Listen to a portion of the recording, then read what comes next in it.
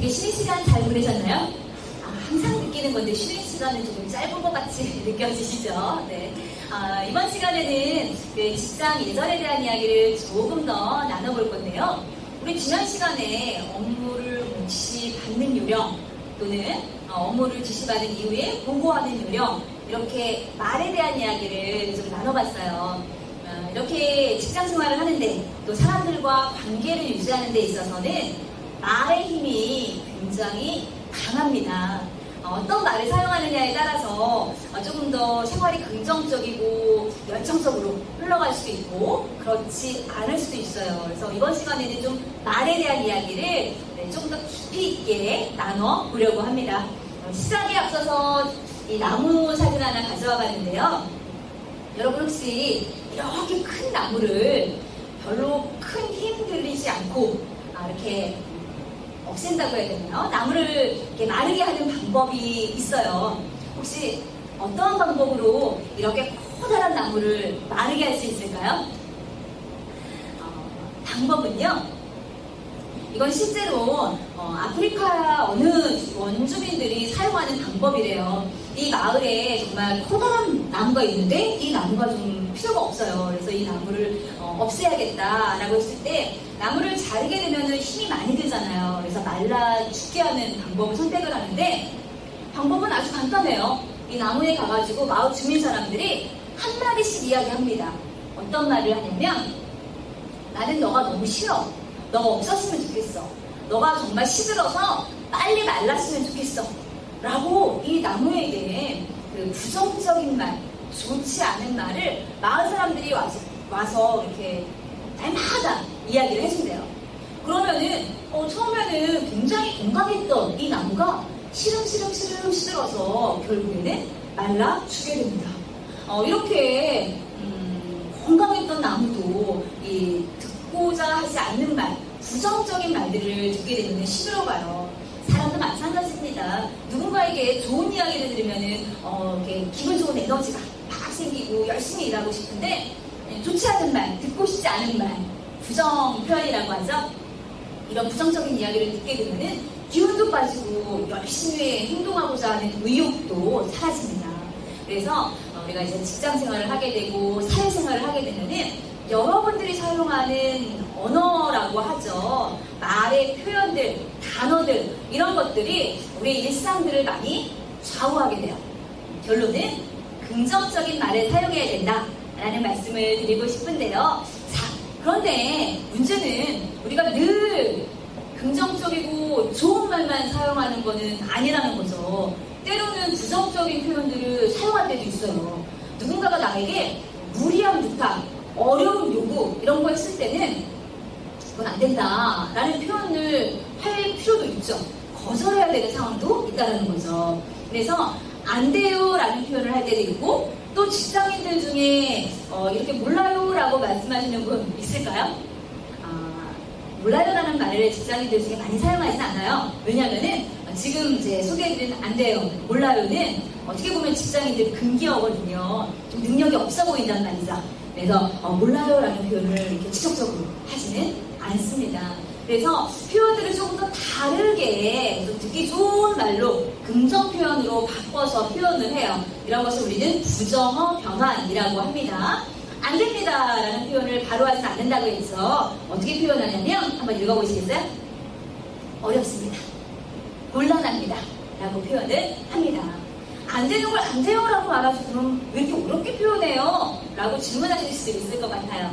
그런데요, 사람의 마음이 그래요.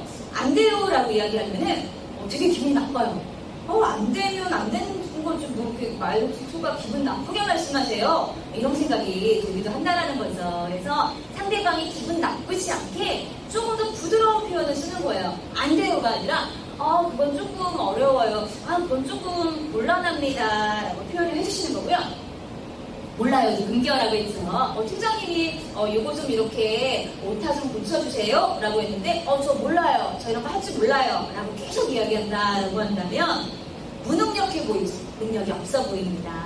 그래서 몰라요 라고 표현하지 않고 이렇게 바꿔서 이야기해요. 제가 확인해 보겠습니다. 제가 알아보겠습니다 라고 표현을 하죠. 어떤 거야? 좀 더 열심히 일하려는 노력이 보이죠. 그래서 어떠한 요청을 받았을 때 바로 몰라요 라고 하기보다는 제가 알아보겠다 라고 이야기를 해주시면은 정말 적극적인 모습으로 보여집니다. 그래서 알아보겠습니다, 확인해 보겠습니다 라고 이야기를 해주시고요. 그 다음에 대안, 이건 뭐냐면은 요건 안 되는데 요거는 가능합니다 라고 해서 안 되지만 최대한 내가 가능하게끔 어떠한 노력을 해볼 수는 있다까지 말씀을 해주시면 더 좋습니다. 그래서 부정적인 표현들을 가급적으로 바꿔주셔라 라고 말씀을 드렸습니다.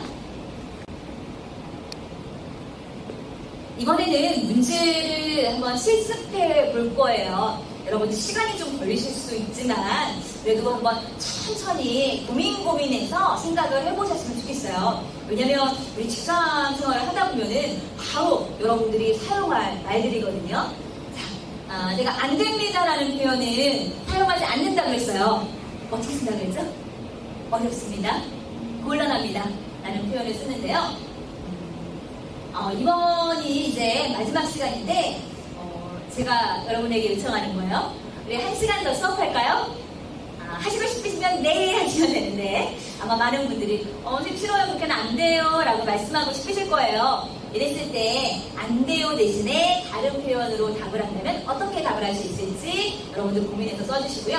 두 번째, 내일 비가 오나? 몰라요 라고 할 수 있겠죠. 내일까지 책 한 권 읽고 느낀 점을 적어오세요 라고 했더니 내일까지는 안 돼요 라고 이야기를 하실 수도 있을 것 같아요. 그러면 내일은 안 되지만 언제까지는 가능하다 라는 대안까지 말씀을 해주시면 좋다라고 말씀을 드렸죠. 그래서 하나, 둘, 셋. 3개의 문제입니다. 시간을 좀 드려볼 테니까 여러분들이 정말 직장에서의 만약에 이런 요청이 있다라고 한다면 어떻게 말을 할 건지 한번 메모해 보시고 서로서로 의견들을 이야기 나눠보도록 하겠습니다. 이번에도 또 여러분과 함께 실습 문제 준비해봤는데요. 먼저 우리 질문을 여러분들이 잘 해결해 주셨어요.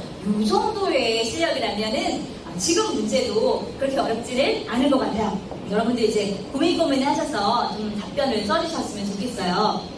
이거는 이제 어떤 상황이냐면은 내가 외부에 심부름을 갔어요. 외근이라고 하죠. 외근을 하고 있는데 회사에서 전화가 왔어요. 그래서 지금 어떠한 일이 있으니까 30분 안에 회사로 들어오세요 라고 했어요. 그런데 내가 시계를 보니까 30분 이내로 도착은 못할 것 같아요. 40분은 걸릴 것 같아요. 그런데 시켰다고 네 라고 대답을 하면은 안 되겠죠. 안 되는 건 안 된다라고 말씀을 드려야 된다라고 말씀을 드렸잖아요. 그래서 팀장님 안 돼요. 30분까지 못 가요 라고 말씀을 하시는 게 아니라고 했죠. 그런데 40분 정도 걸릴 거라는 대안이 있겠죠. 그래서 여러분들이 이렇게 거의 이제 가이드 안내가 나왔으니까 이 안내에 맞춰서 이번에도 어떻게 대답을 하실 것인지를 한번 메모해 보시고 또 이야기를 나눠보도록 하겠습니다. 여러분들 이야기하는 거 들어보니까 정말 말씀들을 잘하세요. 이렇게 이야기를 하시면 됩니다. 이번에는요, 직장 생활을 하다 보면은 이렇게 물건을 주고 받고 하는 경우들이 굉장히 많이 있어요. 그래서 물건을 이렇게 전달을 하거나 하는 상황에서 어떻게 전달을 하는지에 대해서 소개를 해드려 보도록 하겠습니다. 먼저 이제 첫 번째는요, 이제 상대방을 중심으로 물건을 전달을 해주셔야 돼요. 상대방 중심이다라고 한다면은 만약에 책을 한번 이렇게 전달을 한다라고 했을 때 이 책이 내가 보기 좋은 방향이 아니라 이렇게 상대방이 보기 좋은 방향으로 책을 돌려서 전달을 해주는 것이 상대방 방향으로 주는 거 맞겠죠? 그리고 뭐 가위나 볼펜 같은 거를 줄 때도 상대방 방향, 상대방이 이 가위를 잡기 편한 손잡이 부분이 상대방 쪽으로 가게 돌려서 전달을 해주시는 것이 좋습니다. 그래서 첫 번째는요, 상대방을 기준으로 물건을 전달을 해주신다라는 게 첫 번째고요. 두 번째는 상대방이 이 물건을 받기 편한 높이에서 주셔야 돼요. 그래서 이렇게 전달해 주는데 아래로 쏠린다든가 또 위로 쏠린다든가 하면은 상대방이 이 물건을 받기가 편안하진 않거든요. 그래서 상대방이 받기 편안한 높이에서 물건을 전달한다 라는 것이 두 번째이고요. 네, 세 번째, 시선은 어디로 가느냐라는 건데, 일단 무언가를 상대방이 전달해 주기 전에 상대방의 눈을 먼저 한번 받겠죠. 그 다음에 상대방이 내가 주는 이 물건을 잘 받고 있다라고 확인하고 주시면 됩니다. 그럼 이번에는요, 한번 서로 물건을 바꿔서 전달해 볼 거예요. 두 명씩 짝이 되어서 여러분 혹시 책이나 공책 같은 거 가지고 계시죠? 네. 책이나 공책을 옆에 있는 짝꿍에게 받기 편안한 방향으로 돌려서 상대방이 받기 편안한 높이에서 한번 전달을 해주고 또 받아보고 이렇게 서로 연습을 해보도록 하겠습니다. 물건을 주고받는 거는 이제 어렵지 않으시죠? 그렇게 전달을 하시면 됩니다. 이번에는 벌써 퇴근 준비를 할 시간이 됐습니다. 네, 퇴근 준비. 일단 퇴근 준비는 몇 시에 한다고 그랬죠? 퇴근 시간에, 그쵸?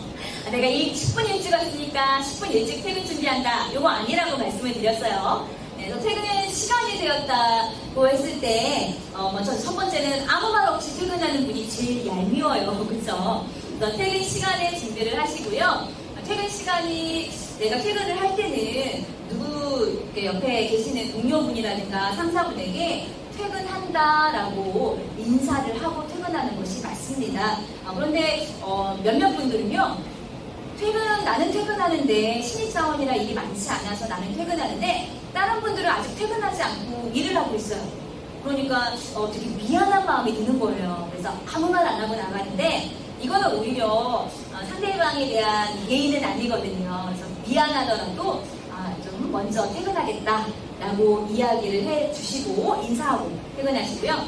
두 번째, 이런 분들 제일 싫어요. 퇴근할 때 깨끗하게 자기 정리를 하고선 퇴근 준비를 하셔야 되는데 퇴근했는데 자리를 보면은 퇴근하신 건지 잠깐 누구를 만나러 가야 하신 건지 전혀 알 수 없는 책상이다 라고 한다면은 이런 분들 정말 속상하거든요. 그래서 퇴근을 하실 때는 누가 봐도 이 자리는 퇴근한 자리다 라고 알 수 있도록 항상 내 주변 정리를 깔끔하게 해두시고 퇴근을 하시는 것이 필요하겠습니다.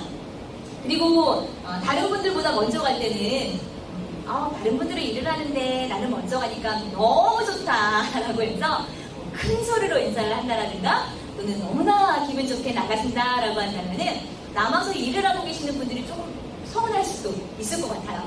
그래서 다른 분들보다 먼저 갈 때는 먼저 퇴근하겠다라고 해서 조금이 안타까운 마음이라고 하죠. 이런 마음들이 느껴질 수 있도록 인사를 하고 퇴근을 하시면 좋겠습니다.